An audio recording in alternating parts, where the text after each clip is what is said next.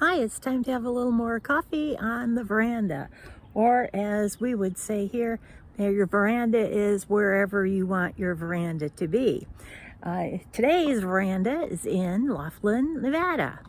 You'll notice I'm wearing a sweatshirt today because it's a little bit cooler than usual, which is kind of a nice change here. It's been really hot, but we're having a bit of a cool spell, so I took this opportunity to put the laundry in early and come out here and talk to you on the video. As you can see, doing the laundry is extremely easy for me. I just put the stuff in the cart, wheel it across the street, go up that little ramp there, as we'll see if we can zoom in a little bit. Yeah, we can take that up that little paved ramp, and that first door on the right is the laundry room, so it's really easy for me to maneuver it. As you can see, actually you can see the bus going through, where it's actually a shuttle bus that can take you down to the casino part. And they actually have restaurants and a pool that we can access since we're in the RV park, which is pretty nice.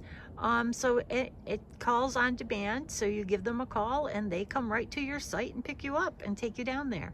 But really what I was going to do with this shot was to tell you that, as you can see, a lot of this area has cleared out. This is more of a seasonal type place, and a lot of snowbirds come here, and the snowbirds have left.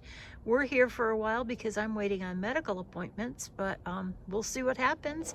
And we may have a lot of this area to ourselves real quick. Of course, brings me to the next topic, that is what is going on with me. Well, I have gone to the first appointment with the pain management people who are supposed to be doing the guided injection of steroids later this year, hopefully the first week of May, but I have not yet got the appointment scheduled. So we're waiting on the scheduler. I have been approved. It's just a matter of getting on the schedule. So, and we'll see 10 days after that, the surgeon will take a look at me and see if I still need surgery or if that has done the trick. Well, as sometimes happens when we're shooting video, and I'm shooting video looking at myself in the phone, so I don't always see the little red numbers going. So that last segment I recorded didn't record at all. So let's talk about what's in the coffee cup. The coffee cup has coffee in it, and we make it on our Keurig.